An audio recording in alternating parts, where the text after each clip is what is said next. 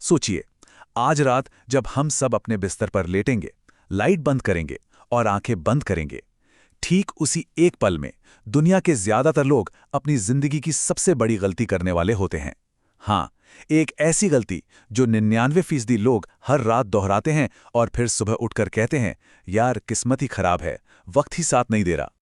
और हाँ, ये कोई मामूली मोटिवेशनल बात नहीं है, बिल्कुल नहीं। ये तो दिमाग की उस चाबी की समझ है जो कह सकते हैं कि हमारी नज़रों से छिपा कर रखी गई, जबकि सच तो ये है कि वो हर रोज़ हमारे ठीक सामने होती है।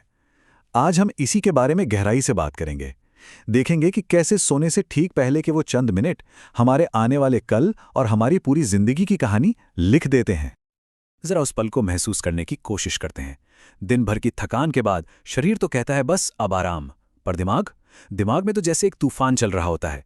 अरे कल के बिल कैसे भरेंगे, उस इंसान ने मेरे साथ ऐसा क्यों किया, नौकरी का क्या होगा, मेरे पास ही पैसे क्यों नहीं होते, है ना। इन्हीं सवालों, इन्हीं चिंताओं, इसी डर के साथ हम सब धीरे धीरे नींद में चले जाते हैं और ये हमें बिल्कुल सामान्य लगता है। पर सच पता है क्या है?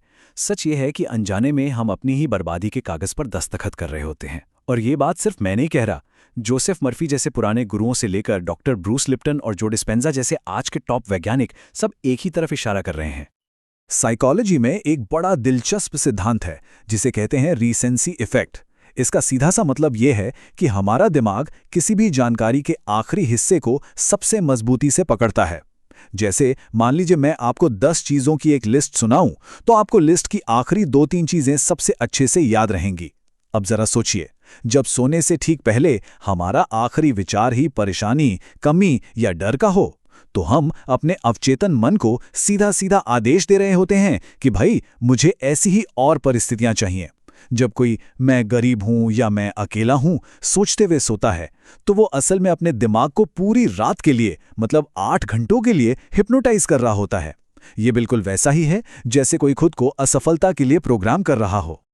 तो चलिए अब थोड़ा और गहरा उतरते हैं, इस पूरी प्रक्रिया के पीछे का विज्ञान समझते हैं। क्योंकि देखिए, ये कोई जादू टोना या कोई रहस्यमयी बात नहीं है, ये तो शुद्ध न्यूरोसाइंस और बायोलॉजी है। जब हम जागे हुए होते हैं, जैसे अभी इस वक्त, तो हमारा दिमाग एक खास मोड में होता है जिसे बीटा स्टेट कहते हैं। ये लॉजिक, एनालिसिस और हाँ, डर की अवस्था है। इस मोड में हमारे चेतन मन का एक चौकीदार, एक गार्ड दरवाजे पर खड़ा रहता है। वो हर नई बात पर सवाल करता है, क्यों, कैसे, ये तो मुमकिन नहीं है। लेकिन जैसे ही हमें नींद आने लगती है, पलकें भारी होने लगती हैं, हम एक बहुत ही खास, एक जादुई अवस्था में पहुंचते हैं जिसे विज्ञान थीटा ब्रेनवेव स्टेट कहता है। पता है ये कौन सी अवस्था है? ये वही अवस्था है जिसमें छोटे बच्चे होते हैं जो कुछ भी सुनकर आसानी से मान लेते हैं।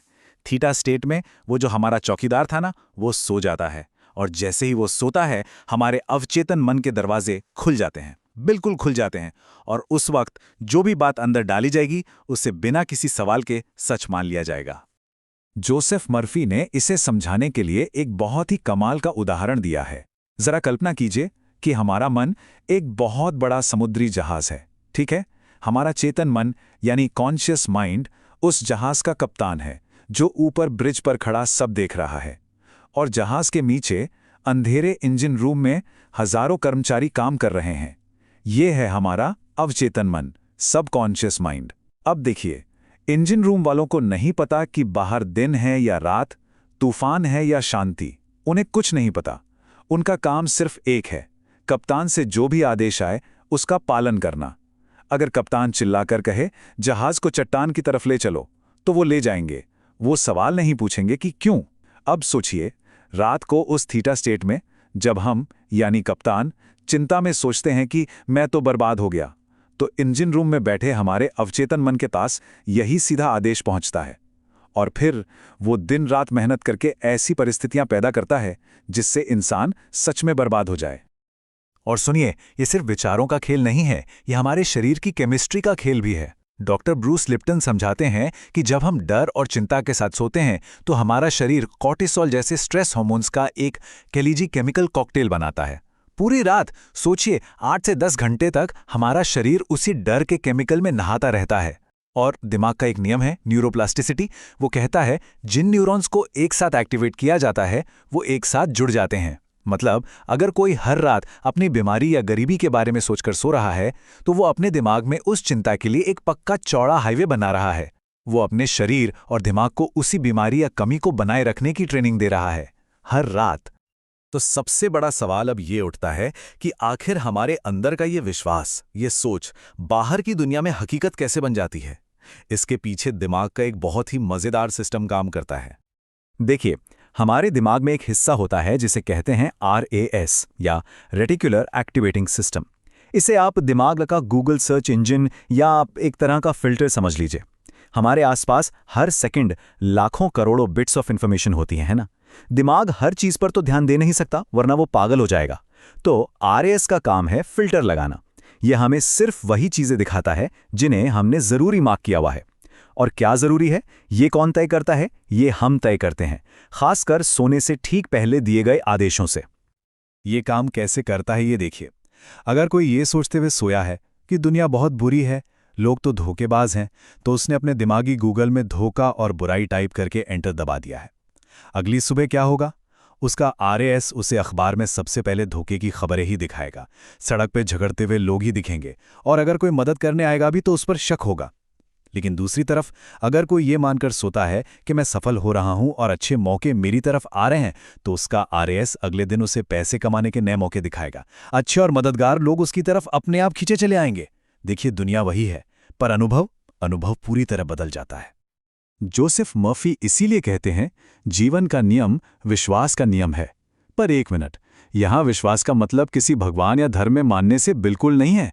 यहां विश्वास का मतलब है वो कोई भी बात जिसे हमारे अवचेतन मन ने सच मान लिया है। और सबसे खतरनाक बात पता है क्या है? हमारा अवचेतन मन मजाक नहीं समझता, जरा भी नहीं। अगर हम दोस्तों के साथ मजाक में भी बार बार कहते ना कि अरे यार अपनी तो किस्मत ही फूटी है, और ये बात दिमाग में घूमती रही, तो हमारा अवचेतन मन उसे सच मानकर पूरी ताकत लगा देगा ये साबित करने में कि हाँ, किस्मत सच में फूटी है।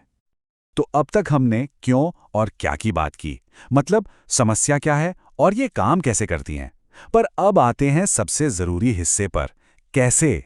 आखिर इस जानकारी का इस्तेमाल करके अपनी तकदीर को बदला कैसे जाए? जोसेफ मर्फी ने इस तकनीक को एक बड़ा प्यारा नाम दिया है, द ललाबाई मेथड या लोड़ी विधि। हाँ, लोड़ी। ये सुनने में बच्चों जैसी आसान लगती है, लेकिन यकीन मानिए इसकी ताकत जबरदस्त है। और इसकी खूबसूरती है ही इसकी सादगी में। हमें अक्सर लगता है ना कि जिंदगी बदलने के लिए बड़े बड़े मुश्किल काम करने पड़ेंगे, पर सच तो ये है कि सबसे बड़े बदलाव सबसे छोटे और आसान कामों से ही आते हैं। ये सिर्फ एक 5 मिनट का रूटीन है जो किसी की भी जिंदगी की दिशा बदल सकता है। लेकिन इस तकनीक को इस्तेमाल करने से पहले एक बहुत बड़ी गलती है जिससे बचना है। ज्यादातर लोग क्या करते हैं? वो जोर लगाते हैं, मतलब अपनी विल पावर का इस्तेमाल करते हैं। वो सोचते हैं मैं अमीर बनकर रहूंगा, मुझे अमीर बनना ही है। ये तरीका काम नहीं करता, उल्टा संघर्ष पैदा करता है। क्यों? क्योंकि जब हम जोर लगाते हैं तो हम अपने दिमाग को यह संदेश दे रहे होते हैं कि वो चीज हमारे पास नहीं है। मर्फी का एक सीधा सा नियम है, जब भी विल पावर और कल्पना में लड़ाई होगी तो हमेशा हमेशा कल्पना ही जीतेगी। तो हमें संघर्ष नहीं करना है, बस एक सच्चाई को स्वीकार करना है। ये नदी को धकेलने की कोशिश करने जैसा नहीं है, ये तो बस नाव में आराम से बैठकर उसके बहाव के साथ बहने जैसा है। तो ये लोरी विधि काम कैसे करती है? इसके 3 बहुत ही आसान स्टेप्स हैं। स्टेप 1, शरीर को पूरी तरह ढीला छोड़ दें। बिस्तर पर लेटकर फोन को दूर रख दें और पैरों के अंगूठे से लेकर सिर तक हर एक मांसपेशी को ढीला छोड़ दें। महसूस करें जैसे शरीर में कोई जान ही नहीं बची। स्टेप 2, एक छोटा सा शब्द या एक छोटी सी लाइन चुनें जो उस इच्छा को दिखाए जो पूरी हो चुकी है। याद रखें, अवचेतन मन को लंबे लंबे भाषण नहीं, छोटे और साफ निर्देश पसंद हैं। और स्टेप 3, उस शब्द को एक लूप में दोहराएं, बिल्कुल वैसे जैसे एक माँ बच्चे को प्यार से लोरी सुनाती है। ठीक वैसे ही इस शब्द को मन में प्यार और सुकून की भावना के साथ तब तक दोहराते रहें जब तक नींद ना आ जाए। बस हमारा लक्ष्य ये है कि ये शब्द दिमाग का आखिरी होश वाला विचार हो। अब सवाल है कि कैसे शब्द चुनें। यहां कुछ उदाहरण हैं। अगर किसी को पैसा चाहिए तो सिर्फ एक शब्द, दौलत या सफलता। ये शब्द अपने आप में एक एहसास है, एक फीलिंग है। अगर अच्छी सेहत चाहिए तो मैं पूरी तरह स्वस्थ हूं। अगर किसी समस्या में फंसे हैं और हल चाहिए तो रास्ता निकल आया है। और सबसे शक्तिशाली शब्दों में से एक है, यह हो गया है, यानी इट इज डन। ये छोटी सी लाइन हमारे मन को बताती है कि काम हो चुका है, अब चिंता की कोई बात नहीं। अब ये सब सुनने में शायद बहुत ज्यादा ही आसान लग रहा हो, है ना? और मन में सवाल आना भी बिल्कुल स्वाभाविक है कि क्या सच में ये इतना आसान हो सकता है? इसीलिए सिर्फ बातों पर यकीन करने के बजाय क्यों ना इसे खुद एक प्रयोग, एक एक्सपेरिमेंट की तरह आजमा कर देखा जाए। 20वीं सदी की शुरुआत में फ्रांस में एक साइकोलॉजिस्ट थे, एमिल क्वे। उन्होंने एक कमाल का काम किया। उन्होंने अपने मरीजों को कोई खास दवा नहीं दी, बस एक लाइन दी और कहा, इसे बार बार दोहराओ। हर दिन हर तरह से मैं बेहतर और बेहतर होता जा रहा हूं। और पता है क्या हुआ? जिन मरीजों ने इसे ईमानदारी से किया, उनकी ठीक होने की रफ्तार देख के डॉक्टर्स तक हैरान रह गए। आज मेडिकल साइंस इसे प्लेसेबो इफेक्ट का नाम देता है, लेकिन ये असल में हमारे विश्वास का ही चमत्कार है जो हमारे शरीर की पूरी केमिस्ट्री को बदल देता है। तो चुनौती ये है, अगले 7 रातों के लिए इस प्रयोग को किया जाए। इसे एक जिम्मेदारी या बोझ की तरह नहीं, एक मजेदार खेल की तरह देखिए। आज रात से ही सोने से ठीक पहले अपनी सारी चिंताओं को कमरे के बाहर छोड़ दीजिए। अपने चुने हुए शब्द को पूरी भावना के साथ दोहराना शुरू करें। उस शब्द से जुड़ी खुशी और राहत को महसूस करें। सिर्फ 7 दिन, और फिर देखिए कि क्या होता है। हो सकता है कोई नया आइडिया दिमाग में आ जाए, कोई पुराना रुका हुआ काम अचानक बन जाए, या कुछ नहीं तो कम से कम एक गहरी शांति तो महसूस होने ही लगेगी। एक बात हमेशा याद रखनी चाहिए, भविष्य माथे की लकीरों में नहीं लिखा है, वो तो सोने से पहले के आखिरी विचार में लिखा जाता है। हर रात हमारे पास एक मौका होता है, या तो वही पुराना रास्ता चुन लें, डर और चिंता के साथ सो जाने का, या फिर दूसरा रास्ता अपनाएं, अपने दिमाग की रीप्रोग्रामिंग करने का, उस शक्ति को जगाने का जो हम सबके अंदर सो रही है।